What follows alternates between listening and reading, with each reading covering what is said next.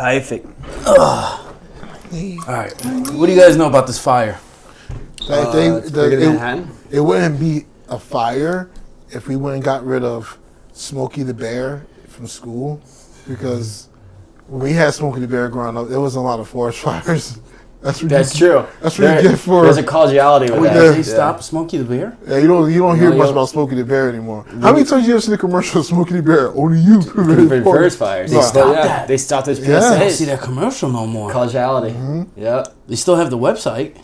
Now you gotta go to the website to hear him say it. Before he would just come to between your cartoons. You have to introduce those to ads again. Put those in all the football commercials. Yeah. Put those all in reality TV commercials. That's why so many drug users. We don't have Dare anymore. You have what? Dare. Remember Dare? Oh yeah. That's why everybody's opioids. Yeah. I will never do drugs. It's a causation. Well, you remember with the egg? This is your brain. This is your brain on drugs, and they drop it into a frying pan. Yeah. Like, do you remember that girl who was like flat, like her skin's like gone? Yeah. And her friend's like, her dog was like, I'm worried about you, or whatever. She's like, And it was like a weed, like don't do weed commercial. Yeah. New York City does do their own commercials now, though. Yeah. Remember there was the one where the old lady was like, Oh, I'm glad they got rid of those. No. Oh my god. Those are I'm not even a druggie, but just a smoker, but just a fact of that. I had a friend who actually he was a big smoker, and he was actually trying to quit, and he would see those commercials, especially with that box, and he was like, that actually wants me to smoke even more. I was like, oh, what? How does it? What? Ah. Yeah. There was a cartoon that used to come on. I think it was on Fox. It was more like not like children's cartoon, but it was, what was it called? The PJs. Yeah. With Eddie Murphy was one of the voices of the characters. Eddie Murphy was the voice of the He was the executive producer. He acted on the show. Those bananas. Those are the bananas. They're in PJs. No, I think it's something else. you're talking about bananas and pajamas. Yes. No, this is Totally different. totally far the other side where you're thinking right now. You're very PG. You never saw the project? I don't think PJs? I don't think so. Yeah, It's come on Cartoon Network, right? No, I mean they probably show reruns there, but I think it came on Fox. That's I what think it was a Fox. confused about. But there was a character in there that used to do the voice box, and he smoked a lot. Oh. And he used to go. There PJs, 1999, 3 seasons. Yeah, created by Eddie Murphy. Yep, Eddie Murphy was the main character. He was the voices. Why did the PJs get canceled? It was on Fox. Budgeting and declining ratings. Yeah. Is the PJs kids friendly? Kids Sex friendly. and nudity. Yeah. That's what happens when you have an animated thing. Think for like. But it came on prime kids are gonna time. think- it's like It came on I late. love this. People also ask, what projects is the PJs based on? The Brewster Douglas Public Housing Projects in Detroit, Michigan. Was Jackie Chan in the PJs? Let's see. Oh, he's in an episode? Oh, as Michael Jackie Gu Chan. as Jackie Chan. Okay. Will the PJs ever come back? No. No. So weird. Couldn't be done today. People be all upset about it. Everybody's too sensitive because it was a pretty edgy show. It was out there. Yeah. And that's what I'm saying with the guy who's a smoker. As a kid, you watch that cartoon, you don't know why he has that voice box every time he talks. But they did one of those characters who obviously has an ailment, and he would talk with a fucking box. Well, they killed off that guy from South Park too. Yeah, but South Park is not meant for kids. None of that stuff is. Right. But people thought when it first came out, oh, it's a cartoon. Therefore, like The Simpsons, like that was. Although Simpsons is way more PG, I feel like than South Park and Family Guy. But if you go back to like this, have hidden, hidden exactly. Through it. But even if you go to the Flintstones, I don't think any of us was alive then. But I remember watching an old archive of the show. So they used to have secret commercials in between the show, like drawn in, where Fred would come in. Barney. Barney came in looking for Fred. It was the opposite. No, that's right. Barney came in looking for Fred. And he said, actually I had it. Fred came in looking for Barney. It's the same guys. Yeah. It doesn't matter. I had to get it right. So Fred came in looking for Barney. His wife told him he's out back. And when he goes out back, he finds him underneath a tree or in a hammock smoking Marlboro Lights. And then you hear the commercial, Marlboro Lights, blah, blah, blah, blah, blah, blah. If a caveman can do it, so can you. Yeah. So it's like that was basically an adult Yeah, it wasn't meant for kids. It wasn't meant for kids. Like I love the Flintstones. The only reason why I love the Flintstones is because that's what my grandfather used to look at. Yeah. He used to look at the Flintstones. We used to watch the Flintstones together, and I would catch him laughing at certain jokes, and I would sit there and I'm like, what? I don't get it. And it was like, husband and wife problems. Yeah. The whole time. That's all it was. That's why it's not meant for kids. What kids are going to know about that having a wife means? Right. But that cartoons, and the same thing with the Jetsons, they all did it. They all had the same thing. The boss would yell at him, and he would come home stressed out, neurotic, and everything, that kind of thing. Yeah. Like you wouldn't know what it is as a 10-year-old. Like, what the fuck that means? And then the Jetsons was like the response, like the futuristic response, but it basically was the same voice actors, right? It was just, like they just recycled the same script. They were the episodes. same company. What was that? It was Hanna-Barbera. Hanna-Barbera, yeah. I love that little little blip before the episode came on or after, and I was like, oh my god. It was like it's the so Marvel at its time. Yeah. The starting of Marvel. They should make a Hanna-Barbera cinematic universe. Where they all fight Thanos. I think they've done that already. That's all in the 90s, though. Oh, you mean they come together and fight? Right. They Who do a little fighting? circle thing. They Who fight. fighting? They would fight Scrappy Doo. No, that the green alien. The green alien who comes. Yeah, in the I know you're talking about. Yeah. And he's like I know greeting you're talking about. Earthlings. His name. Yeah. Not Marvin the Martian. His that's name Looney was Tunes. weird. It was. Hold on, let's see. There's a lot of aliens. That could be the Thanos. Marvin and Martian. I've got the stones. Yeah, Invader Zim. Flintstones. Oh, in the Flintstones, they had the time stone in the Flintstones. So they have The Great Gazoo. The Great Gazoo. The Great Gazoo. Yes. I remember That's right. You'll be like a little devil on his shoulder. Right? Like a little. I remember that. Yeah. Why did they even bring him onto the show? I think it was a response to Marvin the Martian. They had to have some kind of alien creature because it was like Looney Tunes and Hanna-Barbera. They were like the Marvel and DC. They had a counter response every. That's the thing with character. Daffy Duck and Donald Duck. Right. Everything has a counter to it. And then Mickey Mouse and Bugs Bunny, but they're basically the same. I love how it's the Flintstone wiki fandom.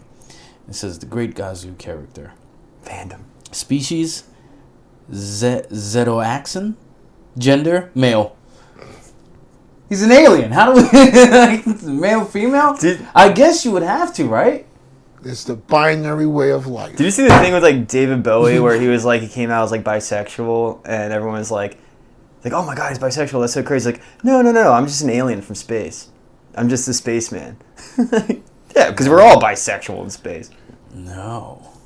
Okay. I saw one that was this girl. She said that she was a gay trans man. So you're straight. Gay Trans man. She's a woman, right? She's a trans man who is gay. That means you like men. So you're straight. Wait, so is a man to female? So it's a female to man. To man. Right? Oh, who's a gay trans man. Yeah. Which means that you're straight. Depends on who you ask. It's like they got like all this circle of fucking language and logic that just leads to the simple thing. It's like, that means you're straight. Do you think that kind of like identity paragraphs that people have kind of toned down? I feel like it has. It's going. Especially in Brooklyn. What's funny is like I feel like I've already said this before, but like in Brooklyn, I think it's toned down a little bit, a lot of it. And then, but in towns like Richmond, whenever I go and visit, it's way more prominent. It's like they're actively trying to outdo Brooklyn.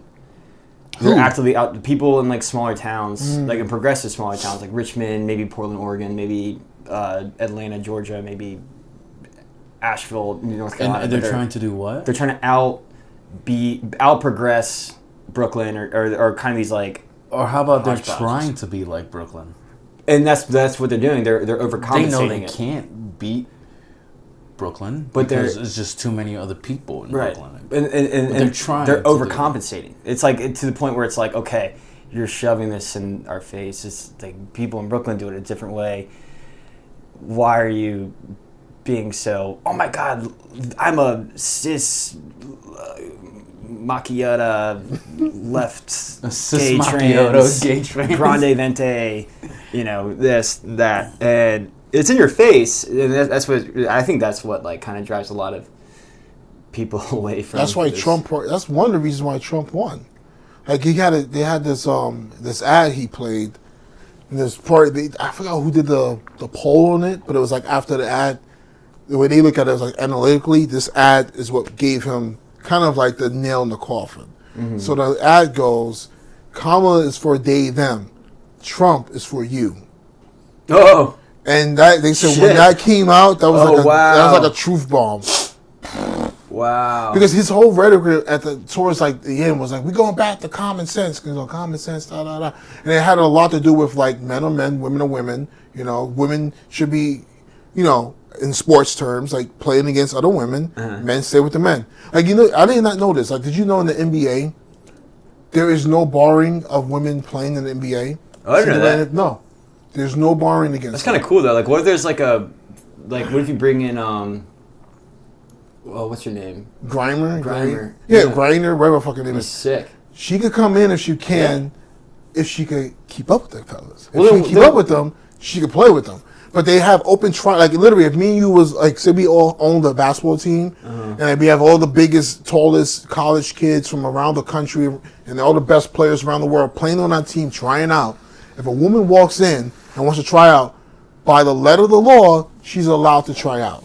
I'm actually like, hey, as long as she's good enough to be. But she won't be able to make it. Yeah. That's the point. Yeah. And that's why you don't see a lot of NBA players right now passing balls to fucking ladies in the game. There is a biological difference. I mean, let's be real. Well, LeBron James will get 100 million points if he played. I agree, but it would be kind of sick to see like. Oh yeah, it would be sick. Like on the Spurs and just like. Yeah. Well, of course, it would not be on the Spurs, but the Wizards. Yeah. And who can? It would be sick. Like if you had a lady, I don't know when that would happen. If you had a lady come on off the bench, right, who could do like what Steve Kerr used to do, right? Just spot up. Oh, just threes. Yeah, it's possible. Yeah. It's very much possible, but can she guard people? Can she guard? Right. Can she, get around the defense when can Steph Curry guard? Huh? Can Steph Curry guard? Yeah, he can guard. Yeah, but then again, I legitimately don't know. But he could take a hit and probably get up.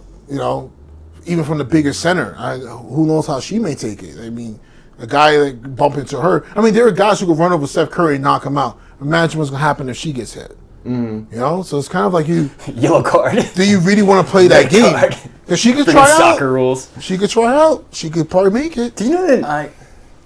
Here's the thing. It's like the women that play sports, and it's like the only people that are not trying to go play men's sports are the women that are playing men's sports. Yeah. It's the bystanders. It's the people on the offsides that are like, women are great. They can go play men's sports. These women that are playing their sports are like, I'm okay where I'm at. I don't want to go play with men. No, leave me alone. It's but then you have these people that are like, oh no, women are great. They can go play. And listen, by all means, some of these women can probably go play a man's sport, and they can ball. But can they do it for the extent of the whole season? Can they? And trust me, I mean, some of these things these guys do on the fucking court, it's just, they'll push each other or they'll play around with each other. If a female come into play and they do the same thing, then it's like, oh, that's not right what he did to her. Yeah. So it's like... I guess it would change the fundamentality of the game. This guy went around and he showed videos, photos, and clips of transgender people playing in women's sport. But he shows them the clips of... One was a volleyball player. He goes up, hits the ball, hits this girl in the face. Yeah. She gets a concussion and brain damage. Oh, shit. From this. So he goes and he's telling everyone on the street. He's like, oh, look at this video. And they're like, oh, my God, that's not right. There's another one was a rugby player. This guy, transgender, plays with the women, hurt 3 women. I think in a game or in a season. That's what I can't stand. That's why I can't. He's showing all these women. They're all like, "Whoa, wow, that's really wrong that these girls are getting hurt." And he's like, "I know. So can you sign this petition for transgender men to stop playing in women's sports?" And all these women are like, "No, I can't do that." But it's you just said that everything that happened was wrong and not fair. Why won't you sign the petition? Yeah. It's just a weird thing. It's fucking disgusting because it's like I agree on one end, like if a girl is really good enough to play with the men, go for it by all means. I'm all for it. But if a guy who's trying to like take it down a notch to like a league full of women who is not trans, like Juwanna Mann situation, that's fucked up. It's spineless to me. And it's cowardly to me. But these people act like it doesn't happen. Like, these athletes will take steroids and they take years off their life just to win. Who's not to say that they won't do that to win in another way? Winning is an option. That's the only option. That's like such a spineless way to but that's the reason why most of them will probably do it. It's just because they just want to fucking win. Winning is a drug. That's it. Yeah. They don't care how it comes as long as I'm fucking winning. Yeah, no matter what you do. Like if I believe you know how I would believe these guys if they really are like that way is if he goes, he has I forgot what they call it, but like the gynoplastia thing, whatever I think it's called, when they get the vagina, he gets on the estrogen and he lowers his T and he completely does the best he can to be more like a woman and then join the women's sport. Then I might be like, maybe that guy is serious. He's serious about it. Oh, he may have a still advantage, but he's serious. The guy who just puts on a wig and just goes, I'm a woman today. Right. Fuck out of here. I'm a woman. I take an extra after he wins the championship. He just grows his old beard out. Fuck out of here. Off season. Get out of here, bro. Oh, do you know what's wild? I was watching this episode of Family Guy, and it was in 2008 when it aired, and it was they made a Bruce Jenner joke, and it was like, I guess Stewie and Brian are talking, and Stewie's like, you're talking about Bruce. He's like, oh, he's a lady, right? He's a beautiful, beautiful lady. Do not disrespect Bruce Jenner in that way. He didn't get a sex change until 2015. Oh, really? So I guess Seth MacFarlane must have known in some kind of world where he had always wanted to be a certain way, or maybe he was thinking about it.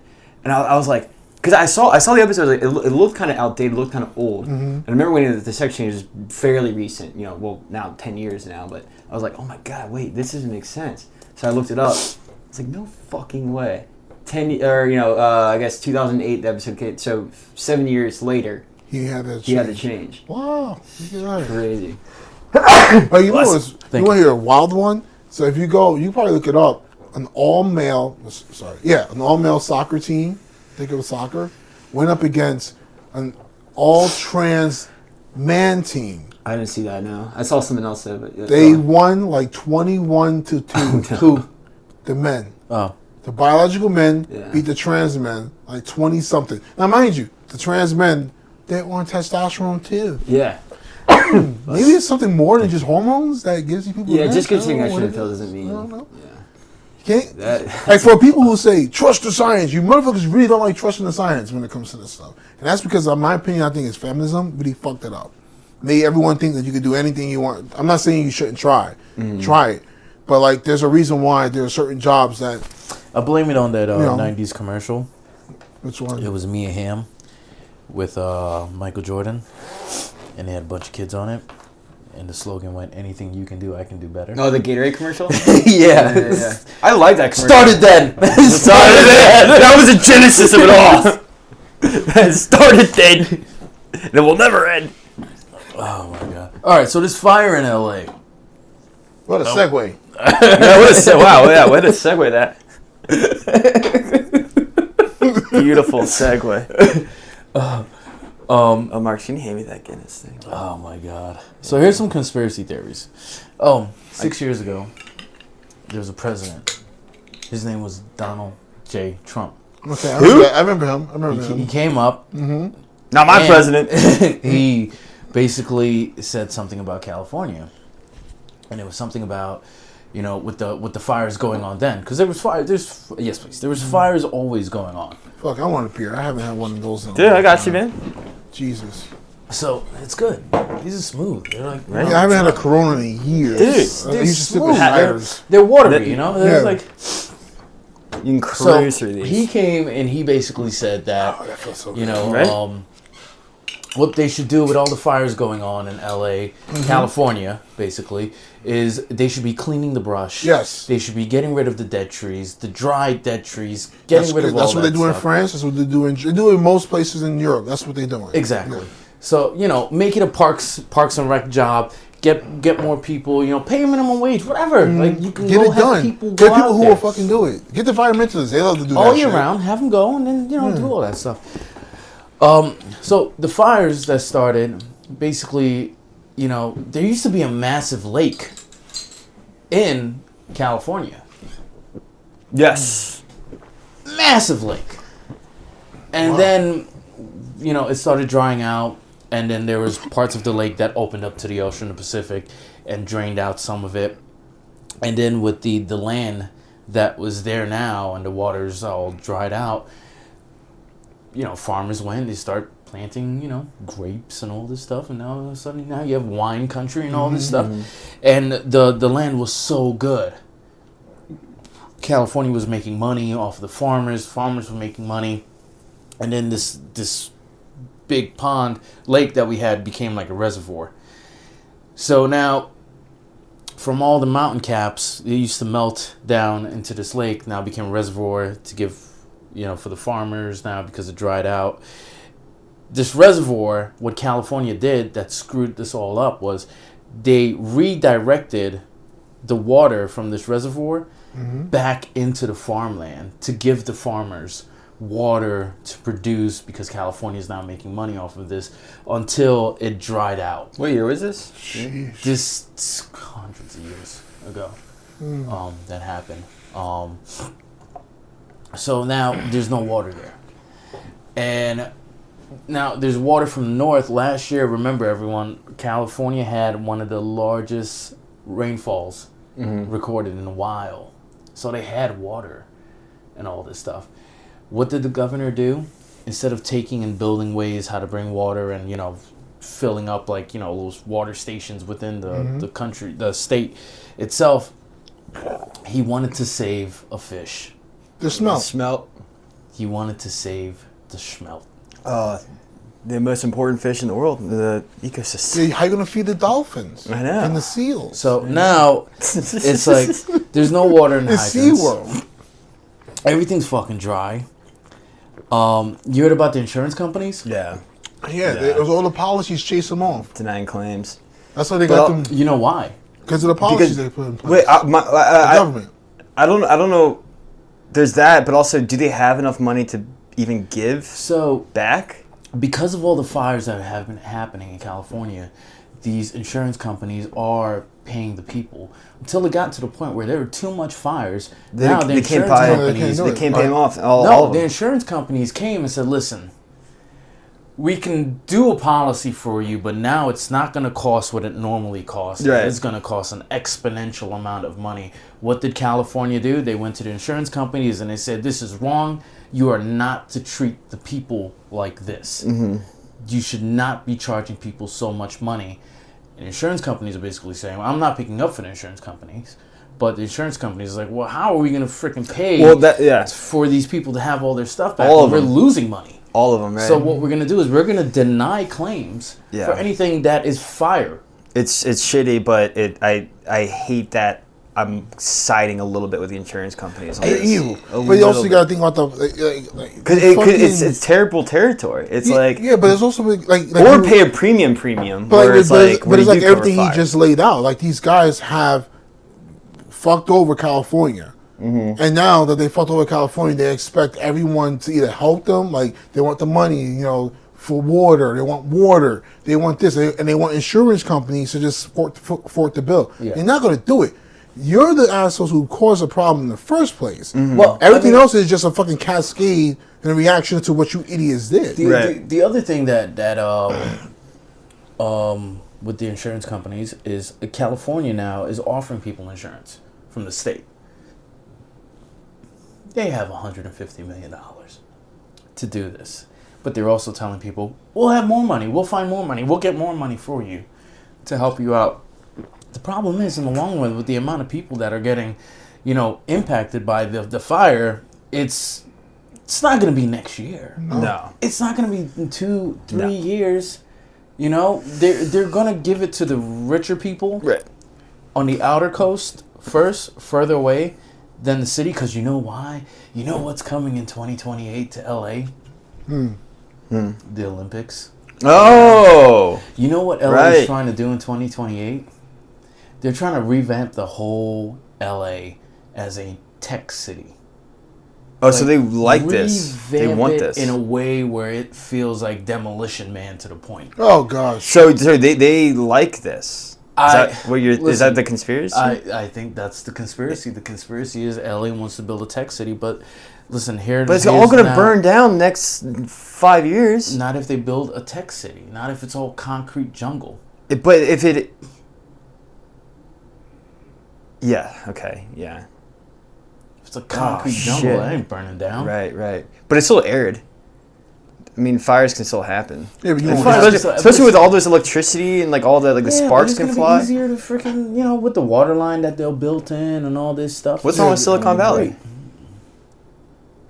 L.A. is where they want it to be. That's wild. L.A. So, because the other things that are happening now with the fire happening, guess who's coming to help us? Take a guess. Incarcerated ex-firefighters? Oh, it's a whole bunch of people. You got Canada. Canada's bringing their planes. Oh, you mean United States? United States. The 51st state. The 51st state. So Canada's bringing over planes, and it's crazy how these planes America. Comerica. Canerica. They sent these planes, so these planes swoop down over the ocean, like literally like that, picking up water, coming back up, and dropping water everywhere. Yeah. Guess who else is coming to the aid? Mexico. They sent the Mexican firefighters over.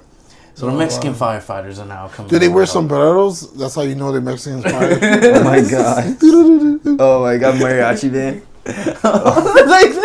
They're playing while putting out the fire. That's sick. That'd be sick. That'd be like Vietnam where they're playing like CCR and instead it's like, you hear that? From the smoke. Here's how when they run in with the hoses, like you have one guy on the hose just because he's 5 foot, 100. He's like, woo! That'd be sick. Another thing that happened is Oregon sent over firefighters, 60 fire trucks, to come help. Wow. You know what happened? They got stopped. No. By what? By California saying these trucks didn't pass the emission tests. Oh my gosh! So it's like people are like, emission. All this smoke coming through. That's one hearsay that's coming along now. The Mexican and Canada coming over and helping, but the Oregon fire trucks. I gotta look into that one. Did you hear about? Because like a lot of these news stations are covering it. So the Weather Channel was covering it. This is dark. As they're panning the camera. Oh, this is dark. May this person rest in peace. There's literally charred remains on the camera. No. Hey, look at the fire and the devastation. That's a dead body. Oh my god. Did it pan faster? It was like, oh. You can see the stutter of the camera. Oh. On the Weather Channel? Weather Channel. And they're panning. The camera's rolling by. And it's because only 5 people passed so far. That's what they said. How are we looking on that top cam? Is it dark? I wouldn't say it's dark, no. No. Oh, okay, good. I mean, so far, the last I saw, which was like 2 days ago, or yesterday was 6, like 5 or 6 people. Probably more now. But they had a body, but my point is like, not to make light of it, but it just goes to show you like how this thing is so crazy and devastating that no one could get a handle on it at all. There's not it's a war zone. It might as well just be fucking war. So there's another thing how news media is covering this. And it's very different because I was watching a bunch of different news medias cover this. Mm-hmm. Looting now is happening. Mm-hmm. So some of the news media is like this, what do they put? Foreign gangs. Migrant foreign gangs are now coming in and creating more fire and stealing, looting homes that were almost getting ready to be burnt, people that were evacuated. Right. And then that's it, right? Then there's other news media. Local California residents are now looting thing, and then you see them doing it. Yeah. And then it's like, wait, is it local? Is it migrant? Well, that's why you can't trust media. It depends where you go to. It's like if you walk in right now to McDonald's, Burger King, or some diner, whatever, they're only going to go tell you how great their stuff is. They're only going to cover for themselves. They're not going to talk about McDonald's. They don't want to bring those guys up. They're going to talk about their food. So the news, because we think of it this way.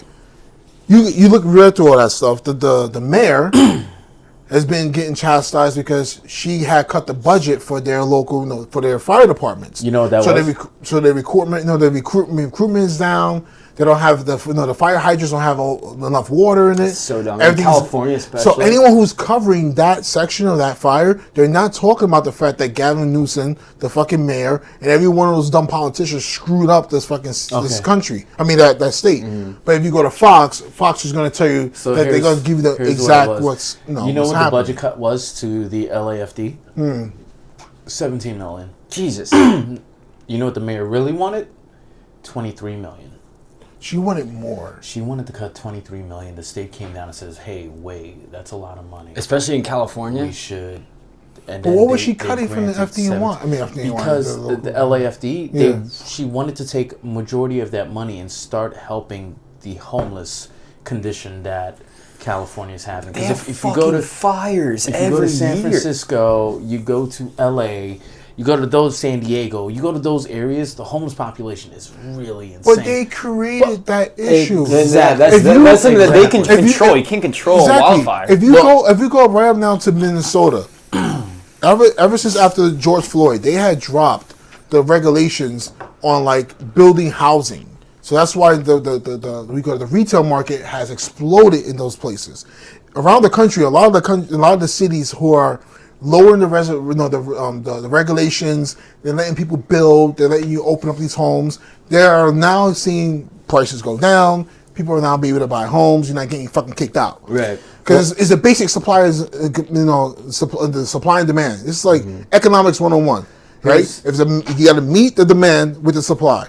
If you choke all the fucking real estate, they can't build. So what's going to happen? You get those, what you have right now in California. Everyone's homeless because you can't get a house. Here's another thing that happened with the fire, right? The fire chief, the assistant chief, and I forgot who the other person is. They're all female. DEI? Basically, what happened was majority of the LAFD, like I think half of those people that were there are gone because of COVID. Not because they contracted COVID. Not they went to COVID. greener pastures. No, they never took the shot. Because they never took the shot, they said, you know what, you are not allowed to be in the LAFD. What? You know what the fire chief is so proud of right now? And I forgot her name, I'll look it up. She is the first gay female fire chief. What that has to do with anything for you helping your house? It means nothing.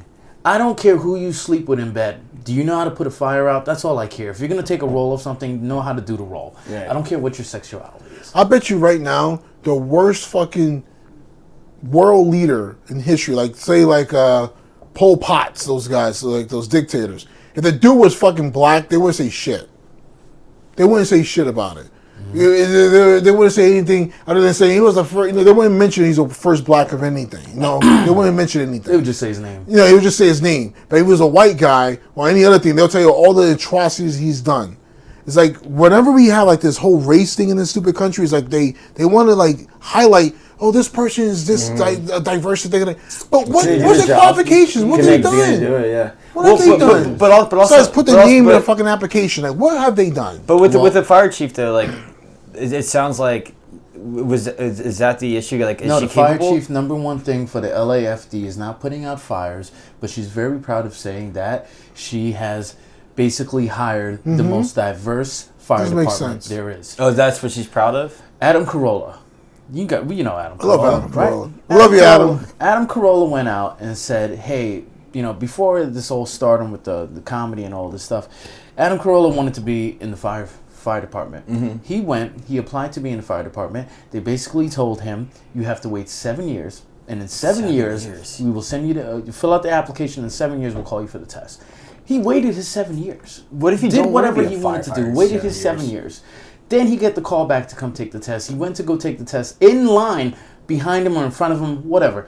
There's a black woman there. He goes to her and he says, "Hey, how long did you have to wait to take the test?" She said, "I just signed up last week Wednesday." No way. and like his whole thing wasn't what about it was like he wasn't making fun of it. He wasn't like, he was just saying like, this is a serious case that if you're a white male wanting to become anything anymore, you have to wait. Mm-hmm. And if it's anybody of a person of color or a woman, can just get streamlined through. Right. I mean, it's a matter of safety and like taking care of your community. Exactly. You have to wait. It's like I want to do this. Mm-hmm. I want to do this now. Like I have a supervisor. It doesn't matter what I am. We're not supervisor, but he's a foreman. For Law and Order. And I'm not gonna say his name, but this guy, he's a very talented writer. He's good. Like when he's not doing what we do, he writes children's books and he's sold some, makes a little money on the side from it. And he's even had a screenplay option when he was a younger guy. So he knows his way around, writing. Mm-hmm. But he's more into right now children's books. So he's going to these publishers trying to get it, because he's doing self-publishing. So he's trying to get a publisher to go on from. They all praise his writing. They say it's great, it's really good. But it's just too bad that you're not black or a woman. And he's like in his 60s, and he's never faced stuff like this in his life. And he came to me one day. We was talking. He knows I'm into film and writing.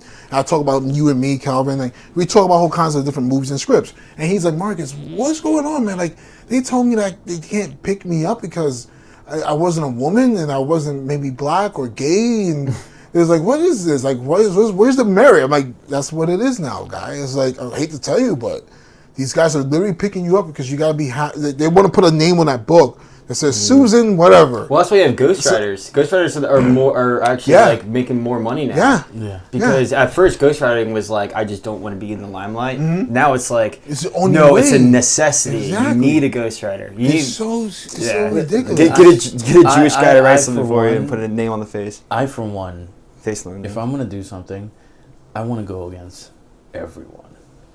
I want to prove that I went against everyone and I made it who I am by doing what I did against everyone. Mm-hmm. Not saying, oh, he made it because he was streamlined through the process. I'd rather go against everyone. I don't give a fuck who you are, what you are, what you do. Like, just let's put my work up. Let's go. Toe to toe. Yeah. Let's see how it works out. You ever seen that movie? Well, it's a spine. You have a spine. Yeah. A lot of people don't. Myself included, but You ever seen that movie New Jack City? You ever seen that movie? Of course. All right, so it's the most famous line in that movie is when G Money tries to get up out of the chair after Wesley Snipes is basically grilling him for fucking up their business. And he says, "Sit your $5 ass down before I make change." Every black person that I know has said that line. That's like our fucking quote of like we get from Pulp Fiction and other movies. The guy who wrote it was a white dude. Yeah. The guy who it was a white guy. Guess what? Does it matter? You know what I'm saying? It's a great line. Fucking matter. It's the line. It's the line. Met the real G Money. Oh, really? He lives in Harlem still. Why? He lives in Harlem still. Nice area of Harlem. Yeah, the 124th. 125th, 124th. Across the street, I'm over there. Nice mansion on No, I actually, we were shooting West Side Story, the Spielberg joint. He was in that? And no. Oh. He lived in an apartment. We went into an apartment, and we paid everybody in the apartment, just in case we need a lighting placement or a camera placement. So he lives in the apartment building? He lived in one of the apartment buildings. Wow. And I didn't meet him. I met his sister. His sister or his mom? No, I think it was his sister. Met her. His mom would be his mom. Yeah. I get a phone call later, and it says G Money Entertainment. Oh, shit. No caller. I have caller ID, but it has G Money Entertainment. I was like, I wonder who this is. Pick it up. She's like, hey, you stopped by my place, talked to my sister about paying us about something. I was like, yes, we did. And then he was like, cool. He was like, can I meet you? I was like, yeah, sure. Yeah. So I went and meet him. Nice to see you. Yeah. Really? He showed me pictures and everything. and he has. He was pictures in of him back everything. there. He was in everything. He bro. was. He was like, yeah, that whole New Jack City. He was like, that's about me. Oh, really? He's the real G Money. Oh wow. Very nice guy. He called me a couple months back. He was like, listen, I want to option a movie that I want to make that's truly about what really happened. I was like, holy shit. Does he still write? I mean, he acts. He doesn't write. He doesn't act.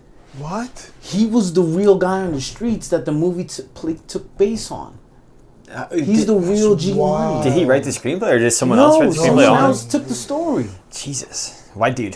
The white man. Because I know he was in Fresh Prince for one episode when Will Smith needed a counterpart. This is not the actor that I'm talking about.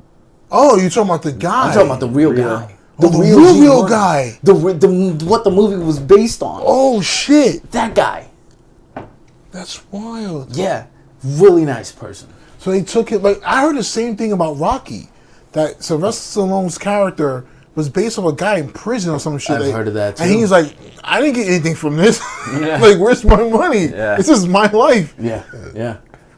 That's why sometimes you just do it. If you got a good story, don't tell no one shit. Just do it yourself. Don't open your fucking mouth. Just keep it shut and keep it to yourself. Well, it was crazy to hear everyone saying like, I'm writing a memoir about my life, and you're like, okay, all right, whatever. And then like they actually tell their story, and you're like, yeah, maybe you should write write that memoir, have your name on it, maybe get a lawyer, and make that your intellectual property, because that's a good story. Like my grandfather, unfortunately I met him, but I was too young to know. I was an infant when I met him. He passed away probably, around those years when I was, my early years when I was my birth. But anyway, my grandfather on my mother's side fought in World War II, came back to Virginia, and had a farm that he lived on. And he held that farm until his death. Now, if he was alive today, that's a story I'd say, yo, Grandpops, you got to say that story. I mean, you were a World War II veteran, during the time, the most racist time in this country, serving with white boys over there. Then fighting for this country. Fighting for this country who hates you when you get back. Right. So you're fighting against a country who hates you in Germany, and then you come back here, they hate you. Germany didn't see color. Yeah, they did. Well, no, it doesn't care who it was. Oh yeah, you got killed. Yeah, but it was worse if you were a black guy. That's the only thing about war. War, you don't see color. No, you see the uniform. You see the uniform, and you see the uniform. A buddy of mine who was an Army Ranger. I don't want to. No, go ahead. No, I was done. A buddy of mine who was an Army Ranger, and he made a lot of hits, and he was just saying how he spoke to his captain and the higher ups, and it was like, why is it so easy to hit Middle Eastern guys or quote unquote terrorists, whatever.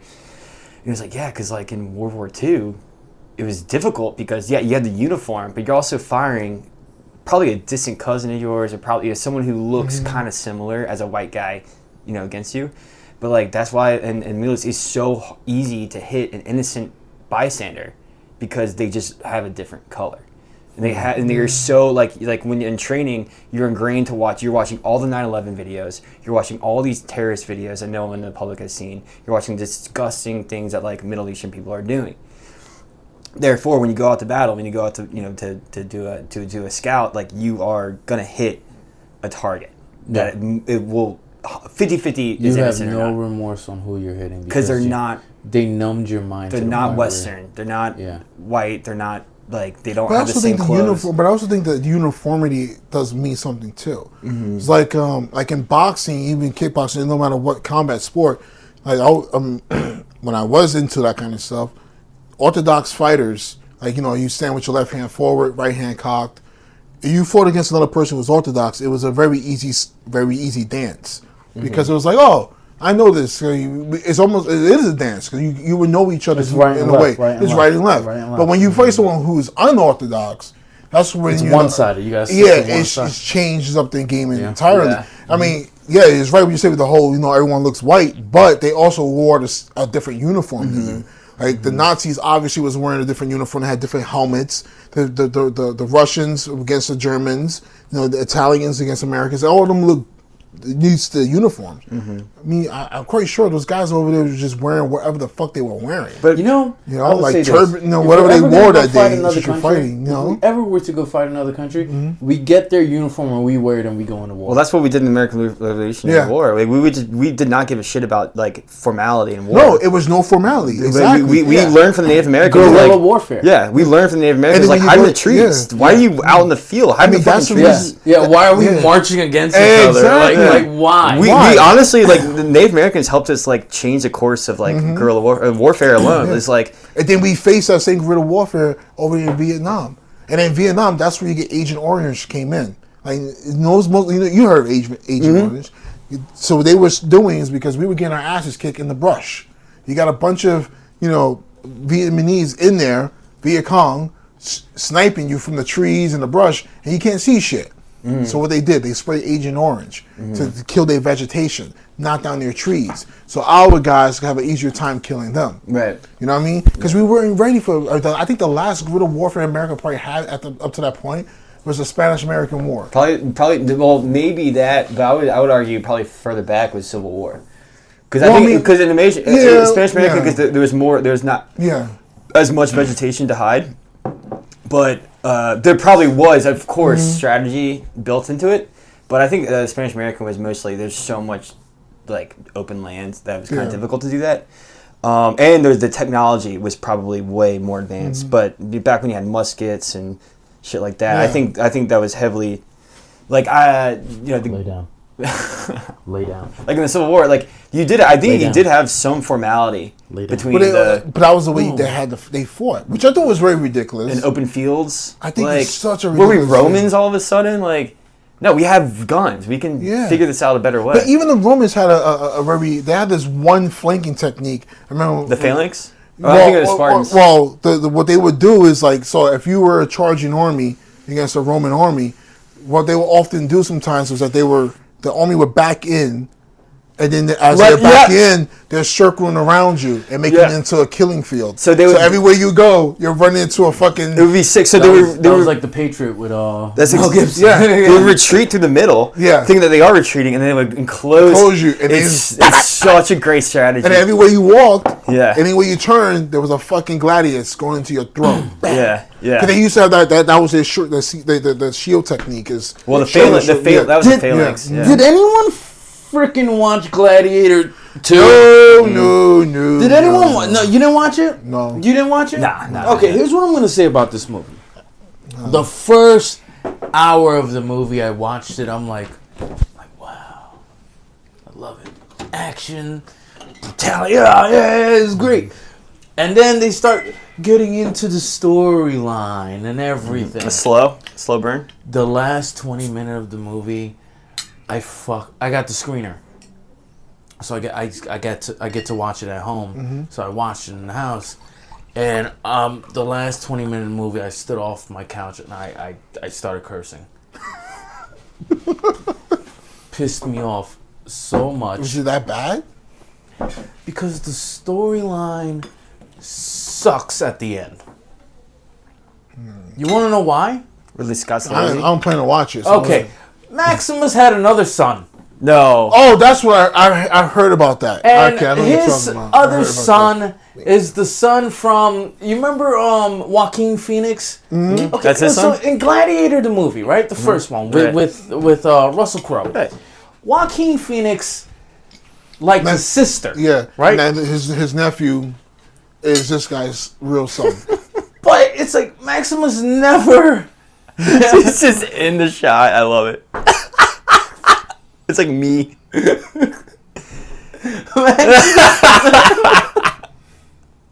Just stay there, Pepper. You're good. Maximus, throughout when he introduced himself on the in the Colosseum, and he asked him, "Who are you?" and he said his name, and he said, "The husband to a blah Yes. blah blah blah, the father of his His son's son." name. Yep. Right?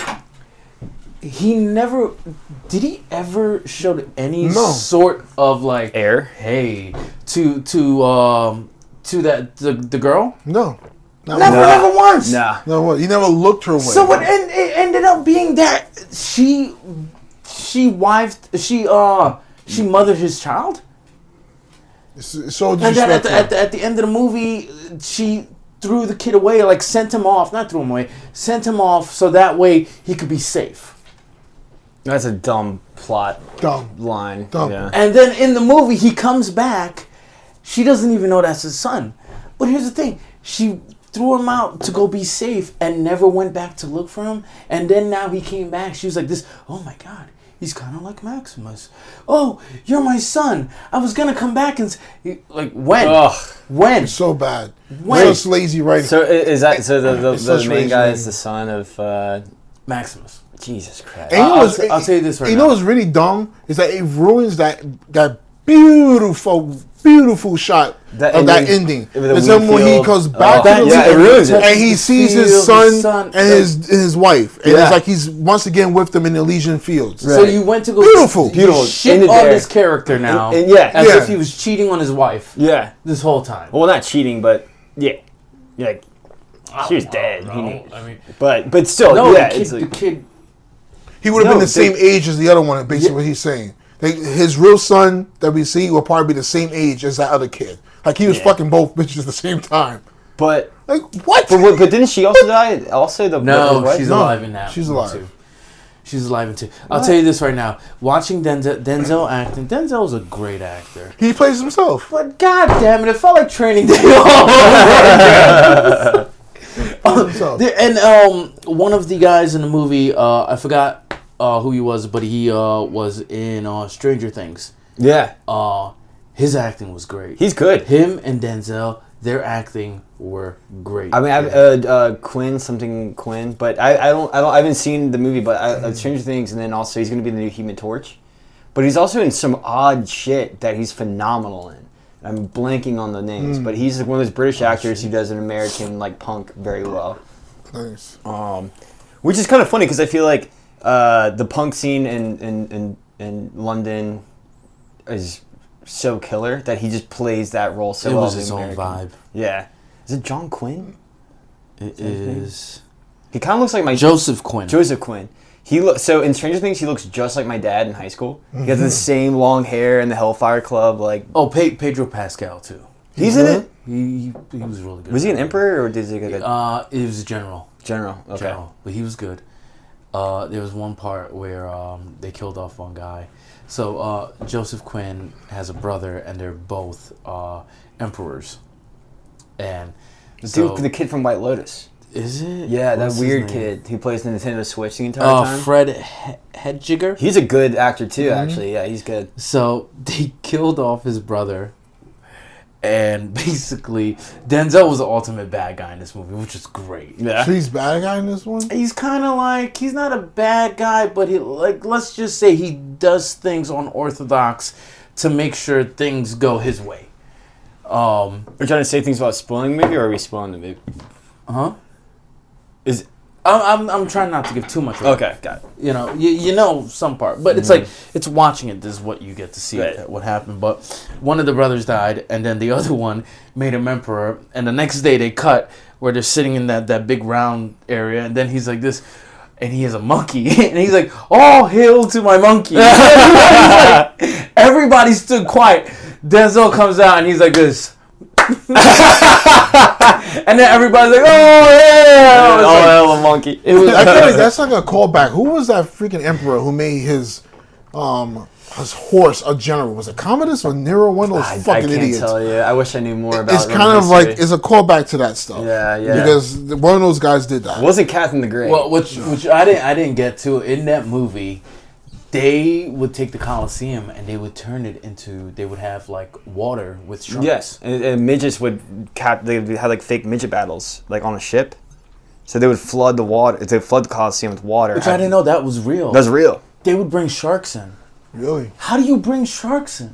Dude, Romans, man. Romans are smart. Like what? I think most of these people were crazy like back in the day. It's not just the Romans. Like I was listening to this one that is pretty fucked up, but it's I think it was a Japanese. Yeah, so it was in Japan. So this Japanese ruler, right? This emperor, that he used to have concubines that this woman he used to fuck with. But his thing was that he needed their period blood because he felt like he was being younger every time he consumed it. So he would sleep with these women, and then when they, and then he will, I don't know, he would drink it or whatever. He would do something to Probably consume drank it. Probably drink it. I don't know if he was chewing on it. Fucking knows. Injected. But the wife, his real wife, didn't like him. Didn't like the fact he was messing with these women. And the women that he was doing this to were getting sick of him too. So the women, the concubines, got together and tried to kill him. They gave him poison. The guy passes out, and they think he died. The wife, on the behalf of her husband, kills the women who did that to her husband. What a snitch. The husband wakes up and like, yo, where's my bitches at? And his wife's like, I killed them all. He had his wife tied up to a fucking pole. Who is this? I forgot the guy's name. But This should be a movie. every day, I guess the executioner, China? Japan. Japan. The executioner will come up and they will lop off a piece of her flesh. Take a titty one day, take a part of your thigh one day, and I was like, who would do this? And this is what people come up with, and you will survive They're it. bored. Yeah, it must be bored. because you will fucking survive it until you finally die. It takes days, but the Right. people, and this is like in a town square where everyone can see you out there like this, tied to I this want pole. to see that every morning. But they did it as if it was like a form. Can you imagine waking up in the morning? Yo, I can't wait to go see this bitch get a titty chop off today. God damn. Like, this is insane. Yeah, that's grotesque. That's why when you see with the Romans, that's all of them. Have you I think seen- all of them did. Have you read the article Breads and Circuses? It's a great article, but it's basically tying like Roman times and like kind of torture culture to like our times now, and so he ties it with McDonald's and Netflix. So Breads and Circuses was in the Roman Empire they would give out free bread and free entertainment so that the population would be in control. They're happy, they're fed, they're entertained. They probably have a family, and they go through these coliseums to watch these absolute massacres happen. And now it's like Netflix and McDonald's, basically we have this now in the population. You have fast food, you have grocery markets, you have free education, not free healthcare, but, and then you have Netflix, you have football. Football gets the agitation out. It gets all, like, you are just constantly, consumed by, you're not going to be, questioning the government. You're not going to be opposed to the government, whatever they're saying you do, because you have food and you have entertainment. So basically, it's kind of it's 100%. It's a great, like, if you're an emperor, you're like, okay, like, I'm not going to be a complete dictator because I do want my people to be happy. Yes, I'll have these bloodbaths of like enslaved Spartans and fighting each other, whatever, but I'm not going to be an absolute. I want tyrant. Yeah. And they pay because they pay my taxes. That's what I need. I want them to pay taxes. But that's the reason why you get dictators. It's because dictators won't feed their people, but you're ruling with an iron fist. So like how I'm keeping you in line, even though you're starving. You have no other way of letting your anger out. This is why if you do something out of line, I kill you. And I make you a public spectacle. I make you into a spectacle. I show the world, hey, this is what this idiot did by opposing me. So now look at him in the town square hanging by his neck. That's like with Fidel Castro. Like Castro, people were eating probably that well. I don't think they're eating that bad either. But he was controlling all of those things. Like communists, they control everything. This is what you do if you go against me. Yeah. Whereas the Roman Empire, I'm sure, did the same thing. And we kind of do the same thing when we just upload photos of like warfare and like this is what happens to other countries who want to go against us. But we do it to our people. We just publicly shame them online. That's our way. Yeah. Like, you called someone the N-word back in 2008 on Twitter. Yeah. So no, I'm gonna mentally break you down. Or make sure you never get a job again. I'm gonna make you cry. Like our country is like our system is the ultimate of gaslighting. Or like when a woman tells you she's you did something to your girl and she'd be like, I'm okay, I'm fine. You sure? Yeah, I'm good. And you know. And you know she's not. Yeah. But she's going to hang it over your head. She's going to do something to you to get back at you. You just don't know when it's going to happen. You know what's going to happen. But it's going to happen. It's going to be methodical. And that's what we do. That's what we do to each other. Like, you can call me the N-word. It's okay. I'm all right. Then you go for that job. It's just here in 2008. You call someone a nigger. It's our Asian intern back there. What had happened is... And I even there just like off guard. It's like something that happened 15 fucking years ago. You're like, I was quoting a song, you see. Oh my god. How's our time looking? 1 hour and 1 minute. Do another 10? When the game's... Oh, dude, we have a... 4:30. Oh, we're good. 4:30. Yeah. Got to do another 10? 4:30. But it's like, the whole Zuckerberg thing is good. Like, he's talking about, like... what's going on with it? He's like, we're going to free the speech of... Because when he was, I think from 2020, when the whole COVID thing happened, the Biden administration basically put a gag order in a way on them. Right. Like, you have to really, what's this word? Censor.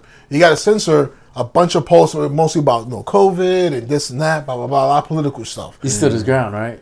He didn't. He capitulated. He did what they wanted to do. Oh, okay. Because he said they weren't just like, he has emails. He said they weren't just like email him saying, hey, Zuckerberg, can you maybe? No, they were cursing at him. Like, they was like almost like a fucking personal email that said, like, motherfucker, you better do this. Like, they were angry at him. Mm-hmm. So now that Trump is in power, he says he's lifting those restrictions off. He's allowing people to actually say what it was like, even with like transgenderism, the whole binary, the whole sexual movement.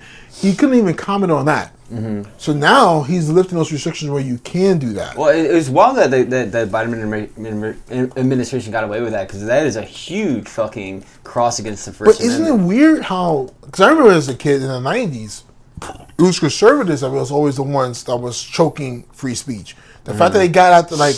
They would go after comedians for jokes. Guys like Sam Kinison. They went after guys like freaking... Patrice O'Neill. It's all about agenda. George Carlin. It's always about the political agenda, no matter what side you on. Like, there's always going to be, like, that's why every single party is going to be hypocritical, because it's all about their agenda at that time. Yeah. So, like, you have Meta, you have Twitter, you have X, whatever, and, it's in fear of, we don't want to have what happened at January 6th to happen ever again. Therefore, we're going to, like, what'd you call the choke? We're gonna choke like freedom of speech, gag orders as much as possible, so that it never happens again. Well, that is a First Amendment right. Mm-hmm. It's shitty what happened. I find it disgusting that it happened. But just because one angry guy who's screaming at the clouds saying, I fucking hate this and that, like, no, let him vent. Yeah. Let him vent. Like, otherwise, he's going to do weirder shit. Like, to his neighbor whatever. Like, honestly, do I support neo-Nazis? No. Do I support what they say? No. Nah. But I defend what they say because it's your right to fucking say it. Right. I have a simply so. Like, if you want to march down the street, waving your little SWAT sticker and wearing your sheets you haven't washed in 4 years, you want to do that? Go ahead. It'd be great if it was like a KKK dude with like a pee stain on his sheets. Do it. I will be the one to fork over the money to have the police guide you down the street. I don't care. It's your right to do whatever the hell you want. It's only to the point where you... As long as it's peaceful. Well, yeah. When you get violent, that's when we have a problem. That's when you have a problem. When you people on the outside watching it. I don't care what you think. Like, honestly, the way if the people on the outside get violent. Well, that's the same thing. They have the right to do what they want to do, as long as they're not impeding on your physical rights. Because the moment you touch them, you're impeding on their right to say whatever they want to say. That's what this whole point is about free speech and freedom of expression. I should be able to say what the hell I want to do. The consequences is one thing, but you should not be choked at all for what you want to believe. If you were to control that, right? Yeah. Be the I don't know the commissioner of parades. Thanksgiving parade goes about I don't know how many blocks, right? How many blocks would you give the Nazis? You have the whole block, sir. One block. You have the whole block. Do whatever you want. I'll put you right underneath Garfield. Yeah. Put it at like 125th. But guess what? Would you tell the KKK? Yes, you have the right, but. It's through Harlem. Exactly. There you go. Exactly. Yeah, well, here's the thing. Like, but that's what free speech is supposed to be about. Like, we were just talking about war. If all of us was in a unit and we're going over to fight whoever we're fighting against, you got to think that the flag that we're wearing, that our mothers and fathers and friends will be waving for us while we over there fighting. We're fighting for whatever their fucking beliefs are. Mm-hmm. Mm-hmm. Right? Like, even if I don't agree, like, I don't agree with the whole thing about men playing in women's sports. I don't agree with that. I really don't. But I agree with your fact that you should be able to voice your opinion about it. If you want to say, hey, I think I should be able to do this, like, fine, say what you want. Mm-hmm. It's not to the point where you start impeding on other people's fucking rights. That's when we have a problem. That's what true patriotism is. Mm-hmm. It's like you defend what they believe and what they say, even if you don't agree with it. Because if it becomes to the point where you start choking anyone's beliefs because you don't like it, the slippery slope is to be the next one, be the next guy. Right. Like, I like cats. Well, that means you don't like dogs. No, I didn't ever say I didn't like dogs. I just like cats. That's the first thing that a lot of people say too. Because I only see it by this only happening when someone says, I like cats. Exactly. The second thing they say is, that means you don't like dogs? Or it's like, I like dogs. Yeah. That means you don't like cats? Yeah. There's always an extremity whenever anyone has an opinion now. And I don't know when it started. I'm guessing it was Trump versus Clinton. Whenever he was the first politician to be like, you know what? I'm going to take what you say to the exact extreme. And she did not take the bait, which she probably should have. Mm-hmm. For her benefit, but like the fact that the next politician to do that was sadly Biden, who would not only take the extreme but didn't do it as good as he could. So like whenever he would say something, he was like, well, if you don't like this, that means you don't like this. Yeah. And I'm gonna but at first, like during the campaigns, like when it was like Gore and Bush, it was so middle ground, and they would tiff, of course, they would, as you should in a debate, but like it was minuscule. And they just completely stretched that line, like a mile long. It's fascinating now. It's a case study. But that's the thing when we were just, like I said before, about like an unorthodox fighter or someone who's like the bull in the china shop. Mm-hmm. That's what Trump is. Mm-hmm. That's what he was in 2016. That's what he kind of is. That's what he's always been. He's always been. Yeah. And that's why these guys didn't know how to handle it. Even during the first debate, they always just taught, like, any debate class, you all know that. No ad hominems. Mm-hmm. Even if you're going to attack someone directly, you attack them in a kind of not an overt way, very covert. Very subtle, but at least have the cause of what they're talking about. Also like not just their character. Yeah, like I'm going to attack. I'm going to use your policy as a way of judging your character. Like attacking. You guys want to see something? Go ahead. Is it porn? Yes, it is. Yes. I do love these videos. These are great. This is amazing. Like, this is so, like, politics is politics, but outside of politics, these guys can, like, I love these videos. That's what I love about it. It's like they're polarized, but they can be fucking friendly. This is what I like. When she went back and looked to see, because I'm watching videos, and this guy said, she thought Obama was talking to her, so she turned around to look. She turned around to look, and she saw the two of them talking, and that was her results. But they're laughing, they're giggling, they're probably pals. They're like boys. Yeah. But here's the thing. Here's the thing. Got questions about this. So when we're fighting this culture war of this polarity, like, oh, if you're a Republican or a Democrat, I can't talk to you. Who's really leading the charge here? Right. Because you obviously got the two of the top, the creme of the parties. Mm-hmm. Cutting it up, having a good time. That's beautiful. The way that we should be doing it. What they're doing is what we should be doing. I know. Yeah, exactly. Here's what I'm going to tell you right now, right? That's actually made my heart full when I saw them laughing together. Everybody talk about Obama and his immigration policy and all that stuff. Trump and his immigration policy. Well, they had the same policy. Obama started it. What? Exactly. Guess how many people Obama deported? The most. I know he did the most. He did the most. The most out of any president. 3 million people. Yeah, he started the whole thing. Trump didn't even do half of that. No. And I guarantee you that was the conversation Obama was telling Trump. Obama was giving Trump pointers. No, this is what you gotta do. This is how I did it. This is what you gotta do. You can do it this way now. He basically gave him the speech you received from the Wolf of Wall Street. Those are rookie numbers. You gotta get those up. Sell me this immigration. So I went and visited my friends in Baja in Mexico, and had a blast. But we flew into San Diego and then we crossed the border, got an Uber to their place, which was like 40 minutes away. But on the way, you see the wall that's basically just like these bars. It's not an actual wall. I mean, I'm sure there's one in like actual like Mexico and Texas, but like it's just bars, but probably like 18 feet up, and it curves, from, of course, into the Mexican territory, not to the United States territory. So it curves that way. So I'm driving. I'm looking at it. I'm like, oh, that's kind of interesting. We get to my buddy's spot, and he goes, one of the first things he says is like, you saw the wall? I was like, yeah. He's like, do you think you can climb that? And I was like, that's the first fucking thought I had. I think I could do it. Climb it or like climb through it? You climb through it or climb it and then go over the curve and then just drop 18 feet down. Jeez. Into the dirt. 18 feet. 18 feet into I hard sand. No, you if you see it, you might be able to. I think if I were to do an 18 feet drop, I wouldn't try to drop on my feet. I would literally elbow drop it. No, you don't have to drop all 18. Elbow drop it so everything can flatly land. You don't have to drop all 18. Like you said, it's a curve. It curves there, but you can probably climb if you're agile enough. You can climb over I'm not it, agile and enough. then I'm doing an elbow and drop. then scale down. That's Elbow drop right off. But what the problem is that they found that wall is actually not because people can do it. It's not effective enough, so they building a second wall behind it. Onto the United States territory, so it's just two curved walls, so you have to. So now it tests your endurance. Exactly. You know you have the ability to do the first wall, but can you do it again? Stand the test to do the second wall. Exactly.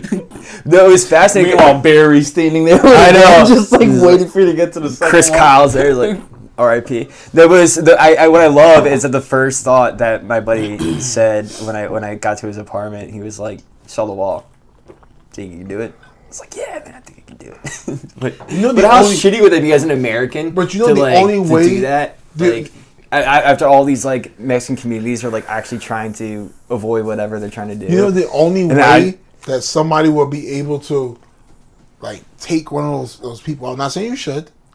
But like you see the whole sniper thing, is that they enacted in the law that if you cross a border, it's an act of an invasion on that country. That makes you an automatic terrorist. Yeah. When you step across, like what they do in South Korea and North Korea, that's what they do. You cross that border, bam, bam. It's an act of an invasion. It's a terroristic act for you to cross that border. You come over, pow. Yep. Yeah. I'm just saying. It's sad, but yeah. I'm just saying. I'm not saying you should do it, Yeah. But that's how people. But what's crazy is it's that threat of death. That will keep you away a little bit. That will keep most people away. Other from countries can do it, but I mean, why? I don't know. We do shoot, like in Texas for sure. They shoot. I don't know how it is in Baja. From Mexico Texas, to California. Yeah. If someone crosses the border, you can shoot them on sight. Yeah. Really? I did not know that. So what happens? Well, they don't get all of them. No, I'm saying like you shoot them. Like who shoots them? The border patrol? Yeah. Border patrol have the rights to shoot someone? No, I don't think it's. I think it's ICE. I don't think it's border patrol. ICE. I think border patrol can only ICE can shoot on sight. Yeah. But then how do they know if you're not an American citizen that was over there trying to get back over? Well, then you should have your passport. That is true. And what? Are you that desperate enough to climb the wall? Maybe you're stuck in an area where, I don't know, the cartels are chasing. Then you go to border patrol. Say, listen. Maybe you're stuck. This is my mom. This is my mom's maiden name. This is my date of birth. This is my social security. I got. You know what always gets me? It's Fun with Dick and Jane. Yeah. With Jim Carrey. Yeah. When he drank, I think, hot coffee, and his tongue was burnt. And he was hanging out with the Mexicans, and Ice came over. And they started talking to them in English. And Jim Carrey, his tongue's burnt. He's like, he gives him the phone to call home. And his son has a Mexican nanny. So his son is learning Spanish from the Mexican nanny. So Ice calls, and the little boy's like, "Hola." I remember that. Yo, you ever seen Rat Race? Oh, years ago. The 2000. Yeah. Which one? Is there more? No. I was thinking Cannonball Run for some reason. So John Lovitz, they're trying to get across to it's a race to get money. So they're trying. I forgot where they're trying. Mexico City. Trying to get to Mexico City. So they stop off because their car gets wrecked. So they stopped off at this fucking Hitler sort of like a museum that's in the middle of nowhere in the desert. and outside is Hitler's car. Now his character and his family are all Jewish. So they steal the car so they can get across, so they can continue the race. They don't want to fall behind. So they're driving Hitler's car, the fucking huge motorcade, SWAT stickers in the front, SWAT stickers in the back. And just I remember that. Yeah. So this biker gang shows up, and the biker gang, they see this. Obviously, this guy is whatchamacallit, and he has his middle finger out like this because he's burned his finger on the lighter. So he also had the makeup, like the lipstick they found on Eva Braun's lipstick. Yeah. It's now on the steering wheel. I forgot how it gets on there, but it's on the steering wheel. So when the biker gang is beating up his fucking car, and he's like, "It's just Hitler's car! It's just Hitler's car!" And they beat up the car. He steps on the gas. His fucking mustache, like the mustache, the makeup hits his mouth like a mustache, like the Hitler mustache. Oh shit! And then he goes crashing through this fucking fence. Ends up. Here it is. Look at this. Watch. It's great. This is what I was thinking of when you were saying run. You just don't see that anymore. Watch. I wonder what this is. Honey, careful, it's a cigarette lighter. No, I don't think they have those. Cigarette lighter. Ow! Oh, honey. Oh, Is that lipstick? Why have call it lipstick? Oh, God. No, sorry. My husband, he burned his finger, ma'am. Yeah, he was pulling and then he was waving. not helping. Oh, Not sorry. helping. Hi. Hi. I really like your dyke. Bye.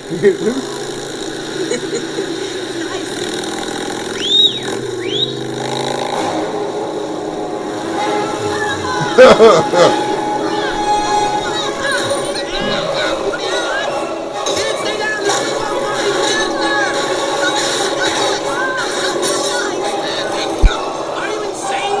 This is Hitler's car.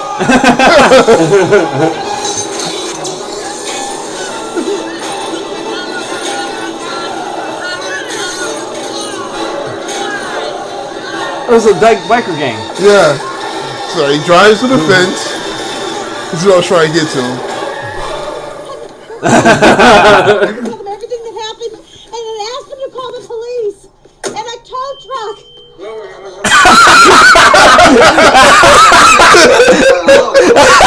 It goes right to the mic.